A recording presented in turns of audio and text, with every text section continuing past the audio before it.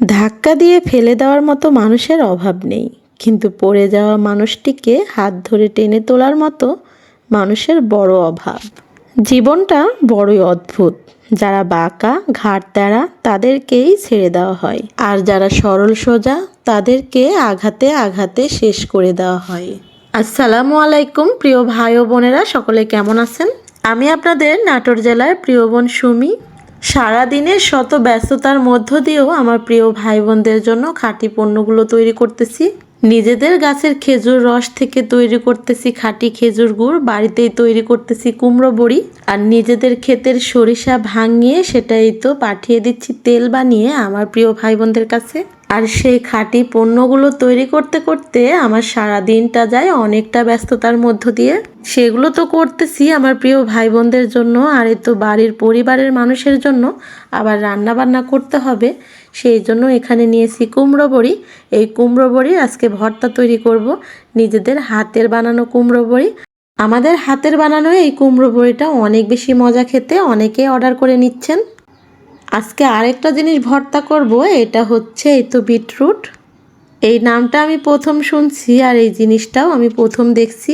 এই বিটরুট আমি কখনো খাইও নাই, আবার কখনো দেখিও নাই। বাজারে গিয়েছিলাম গতকালকে, সেখানেই দেখে এই তো কিনে আনছি। যাই হোক, রান্না করলে তারপরে বা ভর্তা করলে কেমন লাগে সেটা দেখা যাবে। আর এদিকে আমি কুমড়ো বড়ির ভর্তা করব, সেই জন্য কুমড়ো বড়িগুলো আগে ভেজে নিলাম। কুমড়ো বড়ি আমাদের উত্তরবঙ্গের মানুষের কাছে অনেক অনেক জনপ্রিয় ও অনেক বেশি মজার একটি খাবার। আমাদের কুমড়ো বড়িটা শুধুমাত্র দুইটি উপকরণ দিয়েই তৈরি। একটা হচ্ছে পাকা চাল কুমড়ো, আর একটা হচ্ছে মাসকালাইয়ের ডাল।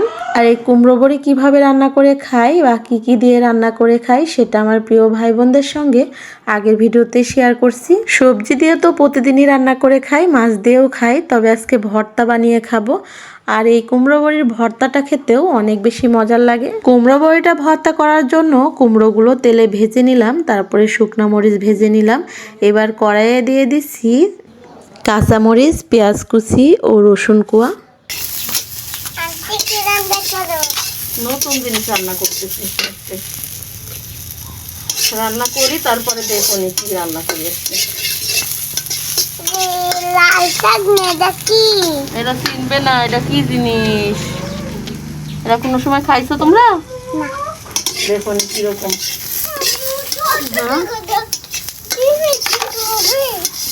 এই বিটরুট আসলে আমাদের এলাকার মানুষ কমই খাইছে বা কমই চিনে, আর এটা আমাদের কাছে একদমই নতুন একটা সবজি। চুলার উপরে পেঁয়াজ মরিচ রসুনটা ভেজে নিচ্ছি, আর এদিকে বিটরুটগুলোও কেটে নিচ্ছি। কি সুন্দর দেখতে, টকটকা লাল, একদমই দেখতে খুবই ভালো লাগতেছিল। বিটরুট কাটতে কাটতে এদিকে আমার পেঁয়াজ মরিচ এগুলো ভাজা হয়ে গেছে, নামিয়ে নিলাম। এবার আমি বিটরুটগুলো এই তো ভেজে নেব, ভাজতে ভাজতেই সিদ্ধ করে নেব। এজন্য অল্প করে একটু তেল দিলাম ও লবণ দিলাম। আজকে দুই রকম ভর্তা, আর তার সঙ্গে ভাজি করব বৈথার শাক। আজকে মাছ মাংস কোনো কিছুই রান্না করব না, শুধু বৈথার শাক ভাজি আর দুই রকম ভর্তা করব। এখন আমাদের শীতকালে মাঠে অনেক বৈথার শাক, আর মাঠ থেকেই আনা হয়েছে এই বৈথার শাকগুলো। আমার প্রিয় ভাই বোনদের সঙ্গে অনেকবারই সেই শাক উঠানো ভিডিও শেয়ার করেছি, সেই জন্য আজকে আর শাক উঠানো ভিডিওটা শেয়ার করলাম না। আর এই তো বিটরুটটা একটু তেলে ভেজে নিলাম, আর সিদ্ধ হয়ে গেছে ভাজতে ভাজতে। ভর্তা করার জন্য দুইটাই রেডি, কিন্তু এই তো চুলাটা ফাঁকা যাবে, সেই জন্য কড়াইয়ে দিয়ে দিচ্ছি শাকটা সিদ্ধ। আগে শাকটা সিদ্ধ করে তারপরে বাগার দিব, আর লবণ দিয়ে শুধু শাকটাকে সিদ্ধ করে নেব। এরকম টাটকা শাক সিদ্ধ করতে কিন্তু পানি দেওয়া লাগে না, এমনিতেই পানি আরও বের হয় শাক থেকে। আর ওই তো চুলার উপরে শাকটা এখন সিদ্ধ হবে, আর এদিকে আমি পাটাই দুইটা ভর্তাই করে নেব। আমার প্রিয় ভাই বোনেরা যারা আমাকে প্রথম থেকে ভালোবাসেন বা উৎসাহ দেন, তারা তো আমাকে সবসময় ভালোবাসেন বা ভালোবেসেই যাবেন। আমি সবসময় আপনাদের প্রতি অনেক অনেক কৃতজ্ঞ, আপনাদের জন্য সবসময় দোয়া করি, ও আমার জন্য আপনারা সবসময় দোয়া করবেন। আপনাদের এই ভালোবাসায় আমাকে দিন দিন আরও অনেক দূরে এগিয়ে নিয়ে যাচ্ছে, বা আমি কাজের প্রতি আরও অনেক বেশি সাহস পাই, আস্থা পাই। অনেকে আমার সফলতা দেখে, কিন্তু আমার সফলতার পেছনের যে কষ্ট বা পরিশ্রম, এটা আসলে কেউ কখনোই দেখতে আসেনি বা কেউ জানতেও আসে নাই। একটা মানুষের সফলতার পেছনে তার অনেক বেশি পরিশ্রম বা অনেকের সাপোর্ট ভালোবাসা না থাকলে সে কখনোই সফল হতে পারে না। আর এই তো আমাদের বাড়িতে ভাঙানো সরিষার তেল, এই তেলটাই কিন্তু আমি আমার প্রিয় ভাই বোনদের জন্য পাঠিয়ে দিচ্ছি। যারা খাঁটি সরিষার তেল খেতে চান তারা তাড়াতাড়ি করে অর্ডার করুন। আর এই তো এরকম খাঁটি সরিষার তেলের ভর্তা বা যে কোনো তরকারি রান্না করেও খেতে পারেন বা শরীরের মালিশের জন্য নিতে পারেন।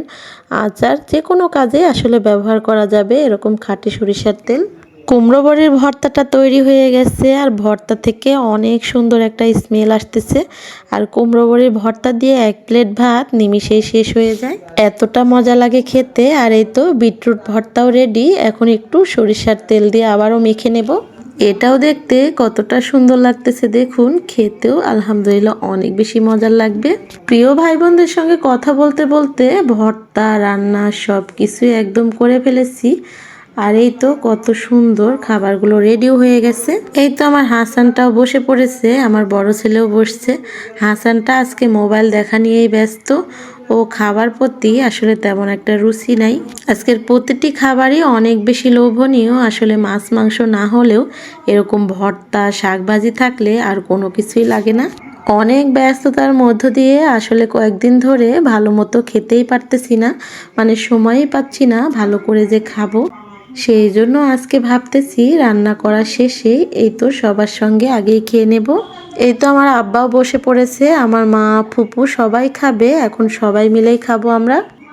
গতকালকের এই তো একটু মাংসর তরকারি ছিল, এটাই আমার আব্বাকে আর আমার ছেলেকে দিচ্ছি। গরুর মাংস রান্না করেছিলাম গতকালকে, আর এই তো আমি এটা দিয়ে খুব মজা করে আজকে ভাত খাবো। ওদেরকে খেতে দিয়ে বিসমিল্লাহ বলে আমিও খাওয়া শুরু করে দিলাম। সত্যি আজকে প্রথম এই বিটরুট খাচ্ছি, এত বেশি মজার হয়েছে ভর্তাটা, অনেক বেশি মজা লাগতেছে। আমার আব্বা অনেকটা মজা করে খাচ্ছিল, আর হাসান তো খাচ্ছিল না, কান্না করতেছিল। ওকে আমি পরে খাইয়ে দিব।